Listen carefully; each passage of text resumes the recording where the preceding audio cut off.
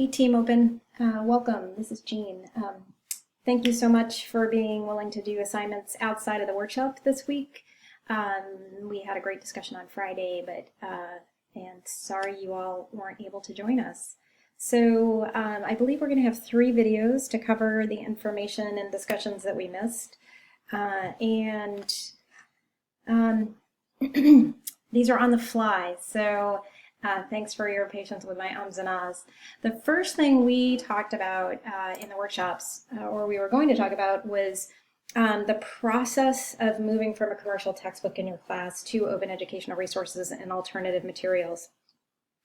And you should figure out whatever process will work for you. Some examples might be that you're currently using a commercial textbook and you want to replace that with another textbook, in which case you would just be looking for textbooks and you wouldn't have to worry about individual chapters or things like that. But often you're not just looking for the textbook, or you're perhaps looking for particular chapters. So you want to replace, maybe you're not using all the chapters in your textbook and you want to replace certain chapters.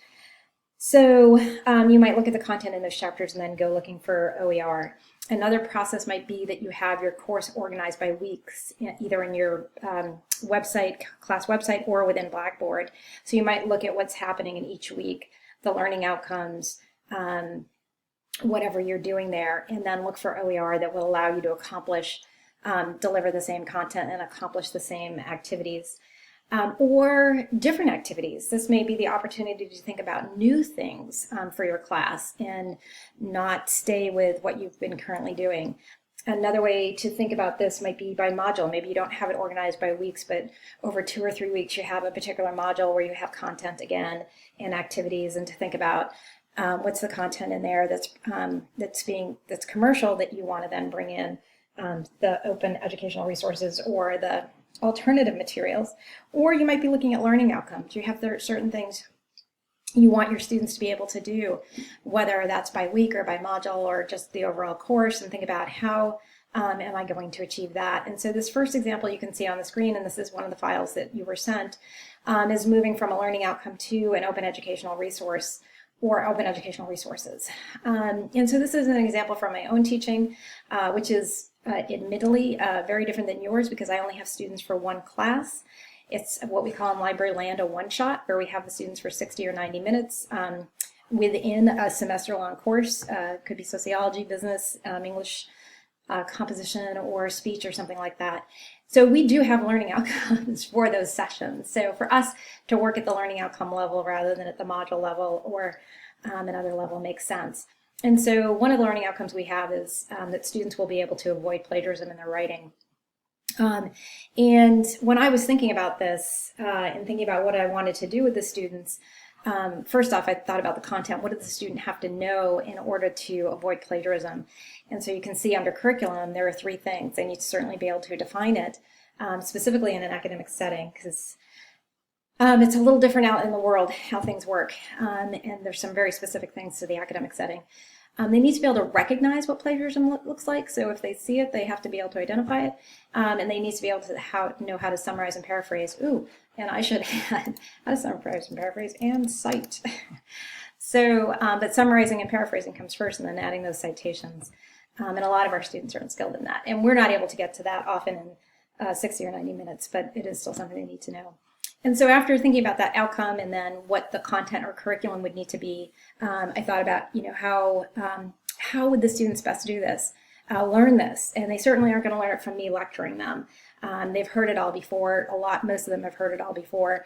And a lot of them understand plagiarism, but then when it comes to practically avoiding it is where they fall short. So in terms of the pedagogy, I was thinking about interactive and hands-on activities that I wanted to design, and that I could use open educational resources to do that. And then how will the students demonstrate the learning? So for me, they need to demonstrate it in class because I'm not going to see them again. So there are some activities where they're actually responding and indicating their knowledge in this area. And so I do have some ways for evaluating and some assessments that might go beyond the class, but that would take partnership with the other instructor. So you do have this. If this is helpful in giving you a guideline or a process to use in thinking about your class, that's great. I am actually going to show you now a course map, which is where we'd actually like you to record. And then I'm going to take what I just took you through with learning outcome in this course map and show you what this looks like on the web and in my class. So we are going to ask that you provide us before you teach in the fall, and this can be August that you get this to us, a course map or some other document like this where you let us know what your module is, what OER you're using for that, and that is so that we can share this with other people around the world, but also with people within your department. So the two things we're going to ask for are your syllabus and then some record of the OER you're using, the license that it has on it, what portion you're using. And it doesn't have to just be OER. This can also be alternative materials from the library elsewhere. So we're collecting everything. But this will give us a great set of material that we can then put on the library's website that we can refer people to, see what this instructor is doing with this particular class, whether it's math or speech. Maybe you'll get some ideas from that. So we want to share what you're doing with others to create this community where folks can get some ideas for moving to open and alternative materials. So you can see here there's topics. And mine's plagiarism. If it's helpful, you can put in those learning outcomes, define plagiarism, identify strategies for avoiding, recognizing plagiarized passages. And then my assessment approach, again, is in class. You can see the three things there. We do a think, pair, share, a brainstorm, and a poll activity. These are just, oops, I didn't do the title of this one. These are just the titles and then the links. And, oh, don't cheat yourself. Okay, let me go back to that one. This is a tutorial that I use, that I borrowed from somebody else, and it does have, as we can see, I'm only using a portion of the tutorial, and it does have a CC by NC essay on it, and then I've got that license. So I'm going to show you what this looks like in my activities that I do in my class. So I usually create a website for each class that I teach so that they can refer back to it. And you can see here citing your sources. This one is about plagiarism and avoiding plagiarism, and citing has a lot to do with that. That's the main way that you avoid it.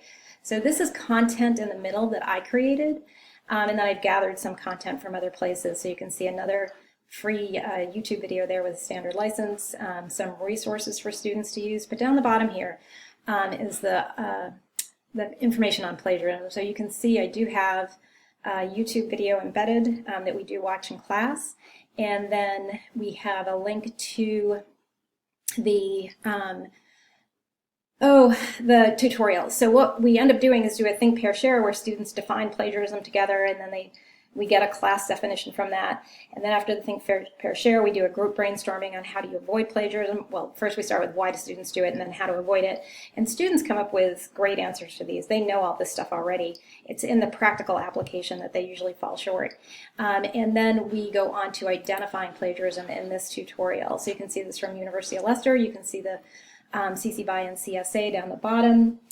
And we go through these excerpts and see if they can identify what is a plagiarism. You can see the original text and then the student version, what they see as plagiarism and what they don't. And this usually brings out some misconceptions about plagiarism. And there's some murky areas, so it allows us to discuss some murky areas as well. So that's what an example of, again, moving from a learning outcome. And again, you could choose moving from a chapter in a textbook, moving from a weekly, your week concepts by week or module, or in some other way. We just want you thinking about what's that process going to be, how can I organize this, how can I go through this step by step to find the material. And again, we are going to ask for your syllabus before you teach the class, and that you can get that to us in August or earlier. And we're going to ask for either this course map, again, which we did share with you by email, or some other document that gives us the same information. So we're not really, don't really mind how you do it, whatever would be easiest. If it's easy to work with this, that's great. If there's some other way that you're collecting the information, that's fine, as long as we get your stuff. Let me know if you have any questions about this. We're going to move on to finding alternative materials in the next video, and in the third video, finding open educational resources. Thanks, everybody.